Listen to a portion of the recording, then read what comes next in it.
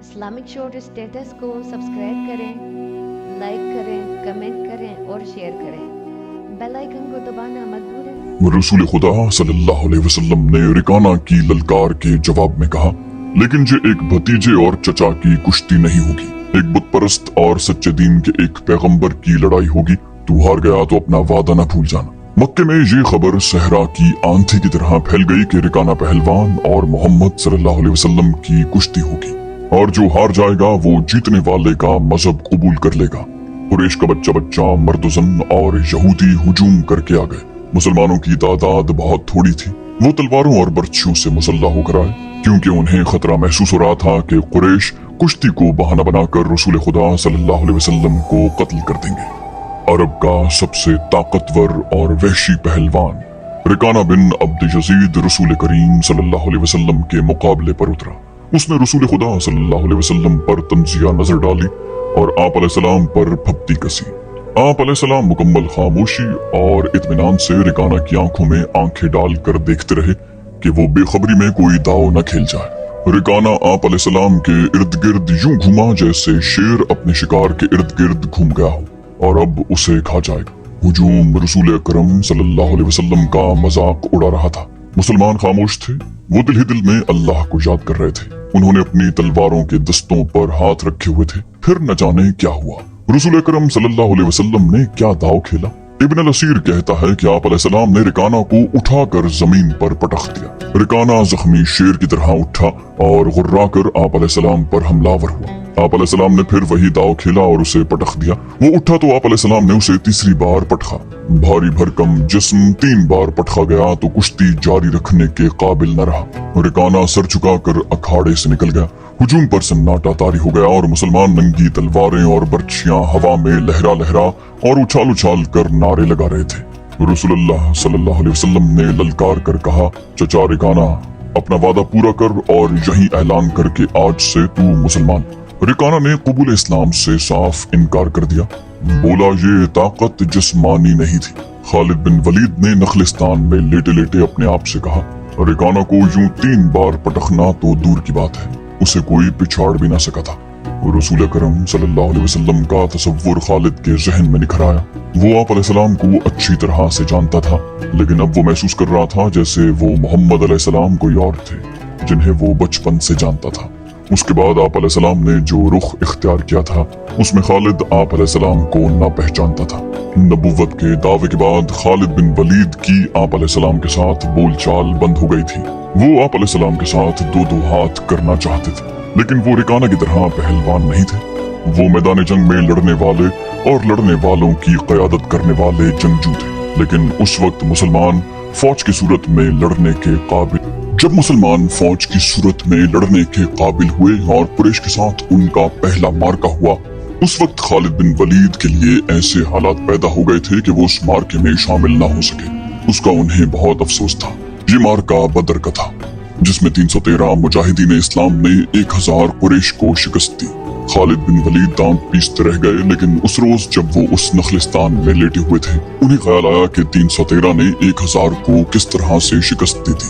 انہوں نے شکست کھا کے آنے والوں سے پوچھا تھا کہ مسلمانوں میں وہ کون سی خوبی تھی جس نے انہیں فتح یاب کیا۔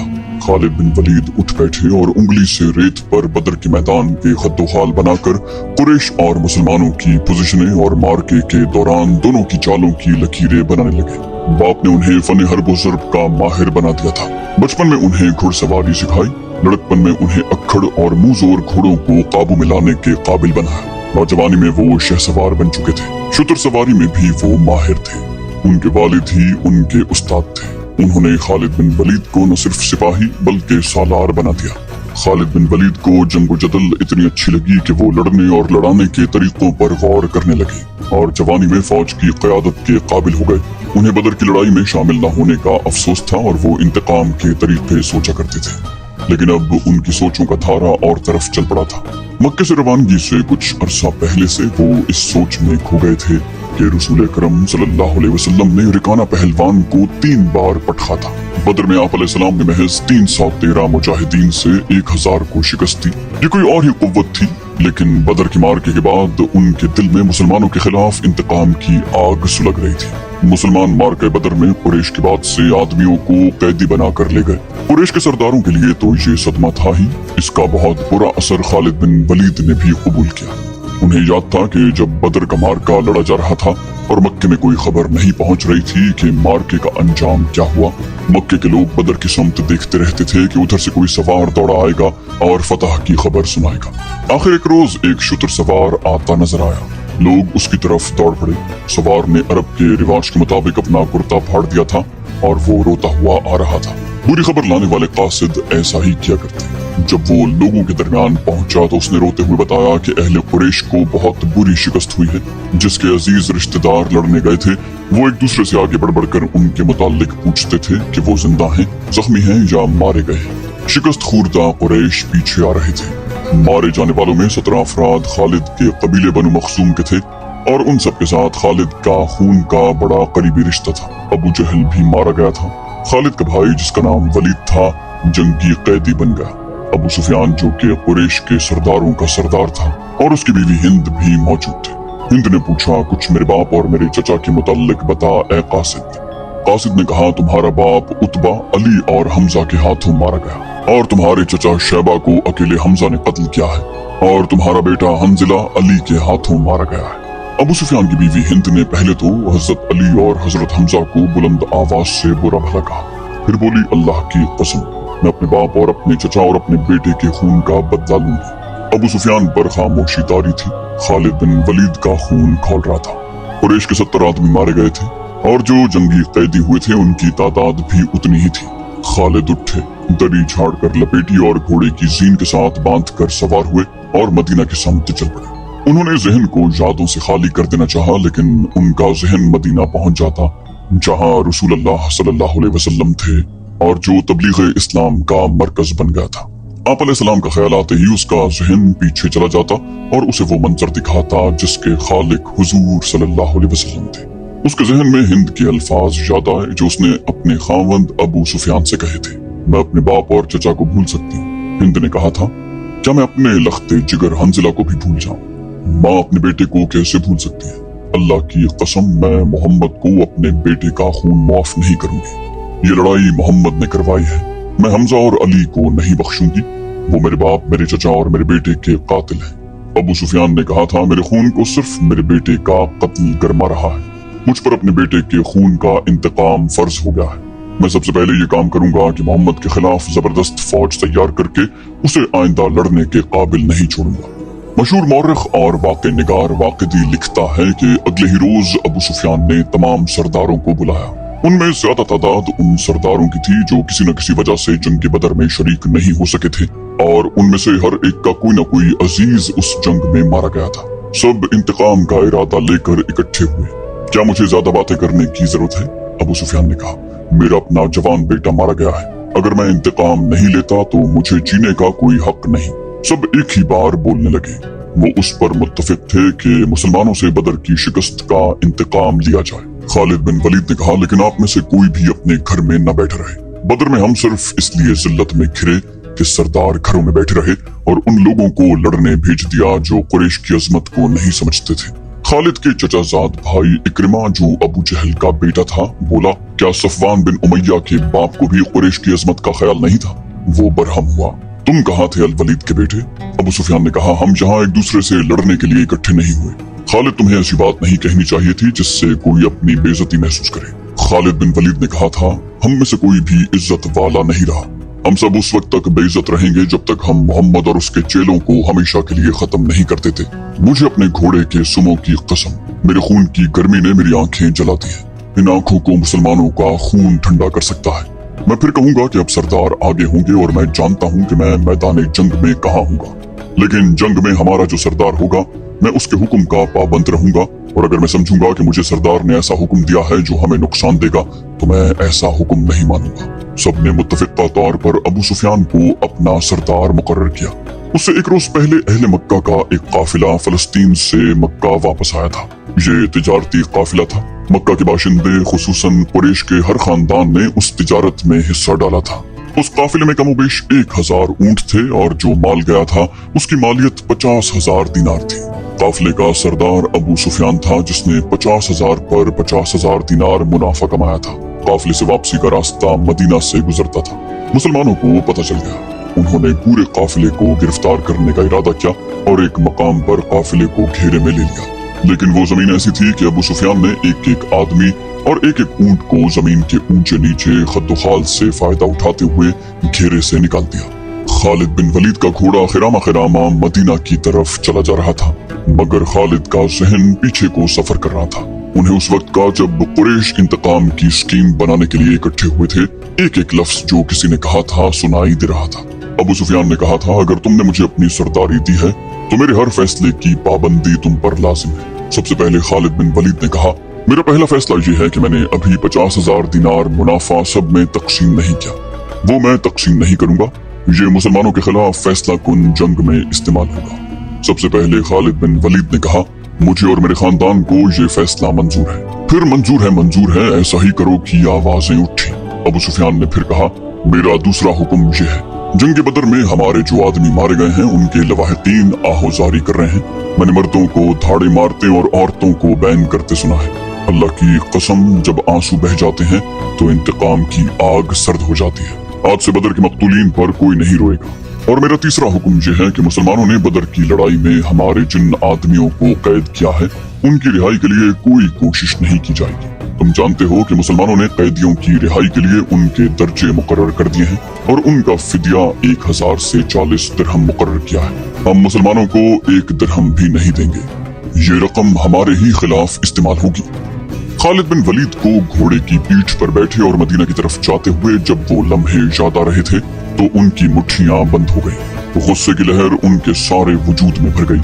वो वक्त बहुत पीछे रह गया था, लेकिन अब भी उनके अंदर गुस्सा बेदार हो गया था। उन्हें गुस्सा इस बात पर आया कि इजलास में तय था कि मुसलमानों के पास मक्का का कोई आदमी अपने कैदी को छुड़ाने मदीना नहीं जाएगा, लेकिन एक आदमी चोरी छुपे मदीना चला जाता और अपने अजीज रिश्तेदार को रिहा करवा लाता।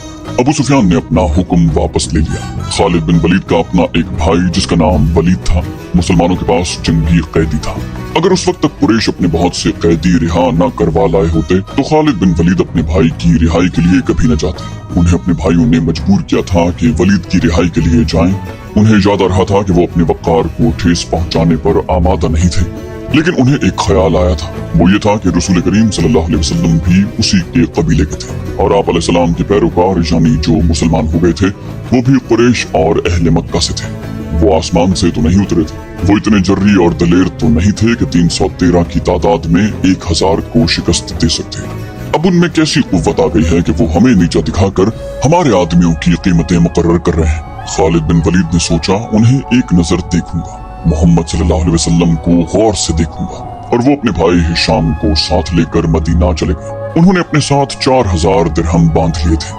उन्हें मालूम था कि बनु मखजूम के सरदार अल वलीद के बेटे का फिदिया 4000 दिरहम से कम नहीं होगा, और ऐसा ही हुआ। उसने मुसलमानों के यहाँ जाकर अपने भाई का नाम लिया तो एक मुसलमान ने जो कैदियों की रिहाई और फिदिये की वसूली पर मामूर था कहा कि 4000 दिरहम अदा करो। खालिद के भाई हिशाम ने कहा, हम फिदिये में कुछ रियायत चाहते हैं, तुम लोग आखिर हम में से हो, कुछ पुराने रिश्तों का ख्याल करो।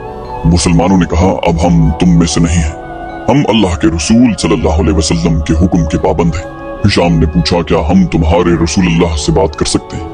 खालिद बिन वलीद ने गरज कर कहा, हिशाम, मैं अपने भाई को अपने वक़ार पर कुर्बान कर चुका था, मगर तुम मुझे साथ ले आए। ये जितना मांगते हैं उतना ही दे दो, मैं मोहम्मद के सामने जाकर रहम की भीख नहीं मांगूंगा।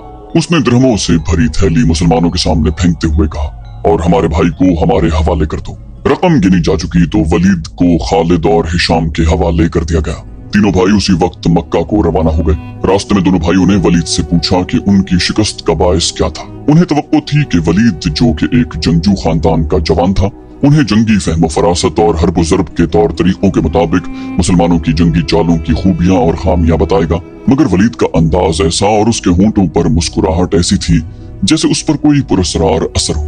खालिद बिन वलीद ने उससे पूछा, वलीद कुछ तो बताओ, हमें अपनी शिकस्त का इंतकाम लेना है। कुरैश के तमाम सरदार अगली जंग में शामिल हो रहे हैं। हम इर्द गिर्द के कबाइल को भी साथ मिला रहे हैं और वो मक्के में जमा होना शुरू भी हो गए हैं। वलीद ने कहा, सारे अरब को इकट्ठा कर लो खालिद, तुम मुसलमानों को शिकस्त नहीं दे सकोगे। मैं नहीं बता सकता कि मोहम्मद सल्लल्लाहु अलैहि वसल्लम के हाथ में कोई जादू है या उनका नया अकीदा सच्चा, या क्या बात है कि मैंने उनका कैदी होते हुए भी उन्हें नापसंद नहीं किया। हिशाम ने कहा, फिर तुम अपने कबीले के गद्दार हो। गद्दार हो या तुम पर उनका कोई जादू असर कर गया है। वो यहूदी पेशवा ठीक कहता था कि मोहम्मद के पास कोई नया अकीदा है और नया मजहब नहीं, उसके हाथ में कोई जादू आ गया है। खालिद बिन वलीद ने कहा, जादू ही था, वरना बदर में कुरैश शिकस्त खाने वाले नहीं थे। वलीद जैसे उनकी बातें सुन ही नहीं रहा था। उसके होंठों पर तबस्सुम था और वो मुड़ मुड़ कर मदीना की तरफ देखता था। मदीने से कुछ दूर जिल हलीफा नाम की एक जगह हुआ करती थी। तीनों भाई वहां पहुंचे तो रात गहरी हो चुकी थी। रात गुजारने के लिए वो वहीं रह गए। सुबह आंख खुली तो वलीद गायब था, उसका घोड़ा भी वहां नहीं था। खालिद और हिशाम सोच सोच कर इस नतीजे पर पहुंचे कि वलीद वापस मदीना चला गया है। उन्होंने देखा कि उस पर कोई असर था। ये असर मुसलमानों का ही हो सकता था। दोनों भाई मक्के आ गए। चंद दिनों के बाद उन्हें मक्के में वलीद की ज़बानी पैगाम मिला कि उसने मोहम्मद सल्लल्लाहु अलैहि वसल्लम को खुदा का सच्चा रसूल तस्लीम कर लिया है। और वो आप अलैहिस्सलाम की शख्सियत और बातों से इतना मुतासिर हुआ कि उसने इस्लाम कबूल कर लिया। मौर्रिखीन लिखते हैं कि वलीद बिन अल वलीद रसूल अकरम सल्लल्लाहु अलैहि वसल्लम के मंजूर नजर थे और उन्होंने मजहब में भी और कुफ्फार के साथ मार्का आराई में भी नाम पैदा किया। खालिद बिन वलीद को उस वक्त बहुत गुस्सा आया था। एक तो उनका भाई गया, दूसरे 4000 दिरहम गए। चूंकि कुरैश और मुसलमानों के दरमियान खूनी दुश्मनी पैदा हो चुकी थी, इसलिए मुसलमानों ने ये रकम वापस न की। रकम वापस न करने की दूसरी वजह यह थी कि वलीद ने रसूल करीम सल्लल्लाहु अलैहि वसल्लम को बता दिया था कि कुरैश मुसलमानों के खिलाफ फैसला कुन जंग की तैयारी कर रहे हैं और इसके लिए बेअंदाज दिरहम और दीनार इकट्ठे किए जा चुके हैं। खालिद बिन वलीद मदीना की तरफ चले जा रहे थे। उन्हें उफक से एक कोहान सी उभरी हुई नजर आने लगी। खालिद बिन वलीद जानते थे कि ये क्या है। ये ओहद की पहाड़ी थी जो मदीने से 4 मील शुमाल में है। उस वक्त खालिद रेत की बड़ी लंबी और कुछ ऊंची टेकरी पर चले जा रहे थे। खालिद के होंठों से सरगोशी निकली, ओहद, और उन्हें अपनी ललकार सुनाई दी, मैं अबू सुलेमान हूँ। उसके साथ ही उन्हें एक खूरेज जंग का शोरगुल और सैकड़ों घोड़ों के टाप और तलवारें टकराने की आवाजें सुनाई दी। खालिद बिन वलीद ये जंग लड़ने के लिए बेताब थे और उन्होंने वो जंग लड़ी। खालिद बिन वलीद का जहन पीछे ही हटता गया। 4 ही साल पहले का वाकया था। मार्च 625 ईस्वी शवाल 3 हिजरी के महीने में कुरैश ने मदीना पर हमला करने के लिए जो लश्कर तैयार किया था वो मक्के में इकट्ठा हो चुका था। उसकी कुल तादाद 3000 थी। उसमें 700 अफराद ने ज़िर्रा पहन रखी थी। घुड़सवार 200 के लगभग थे और रसद और सामान जंग 3000 ऊंटों पर लदा हुआ था। ये लश्कर कूच के लिए तैयार था। खालिद बिन वलीद को एक रोज पहले की बात की तरह याद था कि उस लश्कर को देखकर वो किस कदर खुश हुआ था। इंतकाम की आग बुझाने का वक्त आ गया था। उस लश्कर का सालार आला अबू सुफियान था और खालिद उस लश्कर के एक हिस्से के कमांडर थे। उनकी बहन भी उस लश्कर में साथ जा रही थी। उनके अलावा 14 औरतें उस लश्कर के साथ जाने के लिए तैयार थीं। उनमें अबू सुफियान की बीवी हिंद भी थी। अमर बिन अल आस की और अबू जहल के बेटे इकरमा की बीवियां भी शामिल थीं। बाकी सब गाने बजाने वालियां थीं। सबकी आवाज में सोच था और उनके साज तफ और ढोलक थे। उन औरतों का जंग में ये काम था कि जोशीले और जज्बाती गीत गाकर सिपाहियों का हौसला बुलंद रखें और उनकी याद ताजा करती रहें जो जंग बदर में मारे गए थे। खालिद बिन वलीद को अफ्रीका का एक हबशी याद आया जिसका नाम वाशी बिन हर्ब था। वो कुरैश के एक सरदार जुबैर बिन मुतिम का गुलाम था। वो दराज कद और स्याहरू और ताकतवर था। उसने बर्छी मारने के फन में शोहरत हासिल की थी। उसके पास अफ्रीका की बनी हुई बर्छी थी। उसका अफ्रीकी नाम कुछ और ही था। उसे अरबी नाम जुबैर ने उसके जंगी कमालात देख कर दिया था, बिन हर्ब। कूच से कुछ देर पहले जुबैर बिन मुतिम ने उसे कहा, मुझे अपने चचा के खून का बदला लेना है। शायद मुझे मौका न मिल सके। मेरे चचा को बदर की लड़ाई में मोहम्मद के चचा हमजा ने कत्ल किया था। अगर तुम हमजा को कत्ल कर दो तो मैं तुम्हें आजाद कर दूंगा। वहशी बिन हर्ब ने कहा, हमजा मेरी बर्छी से कत्ल होगा या आका। ये हबशी गुलाम उस तरफ जा निकला जहाँ वो औरतें ऊंटों पर सवार हो चुकी थीं जो उस लश्कर के साथ जा रही थी। किसी औरत ने पुकारा, अबू वस्मा।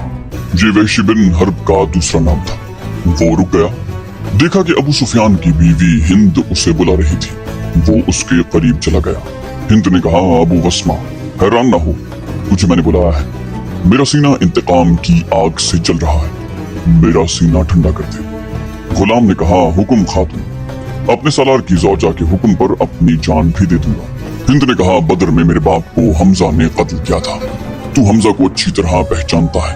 ये देख, मैंने सोने के जो जेवरात पहन रखे हैं, अगर तू हमजा को कत्ल कर देगा तो ये सब जेवरात तेरे होंगे। वहशी बिन हर्ब ने हिंद के जेवरात पर नजर डाली तो वो मुस्कुराया और जेरे लब पुरअज़्म लहजे में बोला, हमजा को मैं ही कत्ल करूंगा। खालिद बिन वलीद को अपने लश्कर का कूच याद था। उसी रास्ते से लश्कर मदीना को गया था। उसने एक बुलंद जगह खड़े होकर लश्कर को देखा था। उसका सीना फखर से फैल गया था। उसे मदीना के मुसलमानों पर रहम आ गया था, लेकिन उस रहम ने भी उसे मसरत दी। ये खून की दुश्मनी थी, ये उसके वक़ार का मसला था।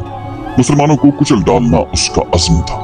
जंगे ओहद के बहुत दिन के बाद उसे पता चला था कि जब मक्का में कुरैश अपना लश्कर जमा कर रहे थे तो इत्तला रसूल करीम सल्लल्लाहु अलैहि वसल्लम को मिल गई थी, और जब ये लश्कर मदीना के रास्ते में था तो रसूल खुदा सल्लल्लाहु अलैहि वसल्लम को उसकी रफ्तार, पड़ाव और मदीने से फासले की इत्तलाएं मुसलसल मिलती रही थी। आप अलैहिस्सलाम को लश्कर के मक्का से कूच की इत्तला हजरत अब्बास रज़ी अल्लाह अन्हु ने दी। आप अलैहिस्सलाम को लश्कर के मक्का से कूच की इत्तला हजरत अब्बास रज़ी अल्लाह अन्हु ने दी। कुरैश के उस लश्कर ने मदीना से कुछ मील दूर कोहे ओहद के करीब एक ऐसी जगह कैंप किया था जो हरी भरी थी और वहां पानी भी था। खालिद बिन वलीद को मालूम न था कि मुसलमानों के 2 जासूस उस लश्कर की पूरी तादाद देखाए हैं और रसूल करीम सल्लल्लाहु अलैहि वसल्लम को बता चुके। इस्लामिक शॉर्ट स्टेटस को सब्सक्राइब करें, लाइक करें, कमेंट करें और शेयर करें। बेल आइकन को दबाना मत भूलें।